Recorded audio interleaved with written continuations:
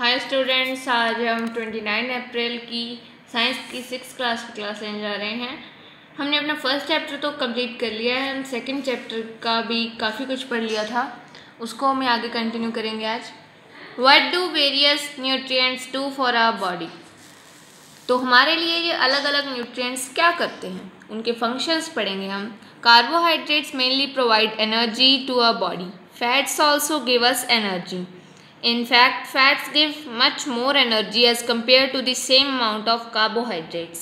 तो ये कह रहे हैं कार्बोहाइड्रेट्स और फैट्स इनका मेन फंक्शन ये है कि वो हमें एनर्जी प्रोवाइड कराते हैं, शक्ति देते हैं। और फैट्स जो हैं वो अपने सेम अमाउंट, यानी कि अगर हम 2 मिलीग्राम फैट्स लें और 2 मिलीग्राम ही कार्बोहाइड्रेट्स लें तो फैट्स जो है उनसे कार्बोहाइड्रेट से बहुत ज़्यादा एनर्जी प्रोवाइड कराते हैं। Fats and carbohydrates are also called energy giving foods. फैट्स और कार्बोहाइड्रेट जिन फूड्स में होते हैं उन्हें एनर्जी गिविंग फूड्स भी कहा जाता है। फिगर 2.3 ये है, इसमें आपको कार्बोहाइड्रेट्स के सोर्स दिख रहे हैं अलग अलग, और फिगर 2.4 ये फैट्स के सोर्स हैं। ये प्लांट सोर्स हैं, ये एनिमल सोर्स हैं। Proteins are needed for the growth and repair of our body. Proteins किस लिए होते हैं? ताकि हमारी बॉडी ग्रो कर सके, बढ़ सके, और हमारी बॉडी में अगर कोई डैमेज हुआ है तो उसे हम दोबारा से रिपेयर कर सकें। Foods proteins are often called body building foods. Foods containing proteins are often called body building protein. मतलब अगर वो हमें ग्रो करने में मदद करते हैं तो उन्हें बॉडी बिल्डिंग फूड्स भी कहा जाता है। ये देखिए फिगर 2.5 में ये प्लांट सोर्स हैं जो हमें प्रोटीन देते हैं, ये एनिमल सोर्स है जो हमें प्रोटीन देते हैं।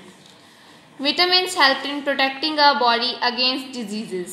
Vitamins also help in keeping our eyes, bones, teeth and gums healthy. Vitamins हमें diseases से protect करते हैं, जो अलग अलग बीमारियां हैं उनसे। Vitamins हमारी eyes यानी कि आँखें, हड्डियाँ, दांत और जो मसूड़े होते हैं उन्हें भी healthy बना के रखते हैं।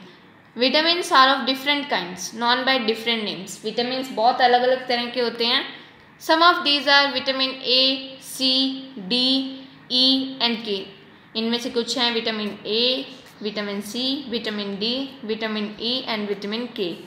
There is also a group of vitamins called vitamin B complex. अब इसमें group of vitamins है जिसको बोलते हैं B complex.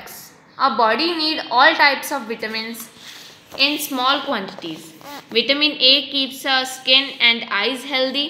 Vitamin C helps body to fight against many diseases. हमारी बॉडी को हर कोई विटामिन चाहिए स्मॉल क्वांटिटी में। जैसे विटामिन ए जो है वो हमारी स्किन और आइज़ को अच्छा बनाए रखता है, स्वस्थ बनाए रखता है। विटामिन सी से हमारी बॉडी को जो है डिजीजेज से फाइट कर पाती है। विटामिन डी की मदद से हमें हमारी बॉडी कैल्शियम ले पाती है, जिससे हमारी बोन्स और टीथ स्ट्रॉन्ग रहते हैं। Foods that are rich in different vitamins वो आपको इन फिगर्स में दिख जाएंगे। ये देखिए विटामिन ए के कुछ सोर्सेज हैं, विटामिन बी के, विटामिन सी के और विटामिन डी के, ये अलग अलग सोर्सेज हैं। Minerals are needed by our body in small amounts. Minerals जो हैं वो काफ़ी थोड़े अमाउंट में चाहिए होती हैं। Each one is essential for proper growth of body. और इनमें से किसी एक की भी कमी हमें अस्वस्थ बना सकती है, हमें सभी चाहिए होते हैं। तो ये ऊपर जो है our body also prepares vitamin D in presence of sunlight. Nowadays insufficient exposure to sunlight is causing vitamin D deficiency in many people. ये एक्स्ट्रा नॉलेज है, इससे आपको ये बताना चाहते हैं कि जो सनलाइट के प्रेजेंस में अगर आप सन की धूप में खड़े हैं तो आपकी बॉडी भी खुद आपके लिए विटामिन डी बनाती है। लेकिन आजकल लोग जैसे बाहर कम निकलते हैं तो उसकी वजह से उनमें विटामिन डी की कमी भी हो जाती है। इसलिए आप प्रॉपरली 1 से आधा घंटा आप रोज सनलाइट में रहें। Some sources of different minerals are shown in figure 2.10।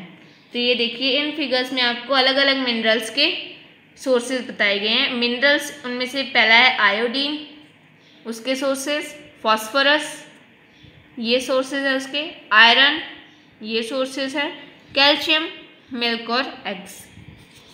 Many food items usually have more than one nutrients. You may have notice this while recording your observations in table 2.2। ये तो आपको पता चल ही गया होगा कि एक जो फूड है उसमें सिर्फ एक न्यूट्रिएंट नहीं होता, क्योंकि ये देखिए मिल्क फॉस्फोरस वाले में भी है, मिल्क कैल्शियम वाले में भी है, मिल्क में विटामिन ए भी होता है, मिल्क में विटामिन डी भी होता है और मिल्क में प्रोटीन भी होता है।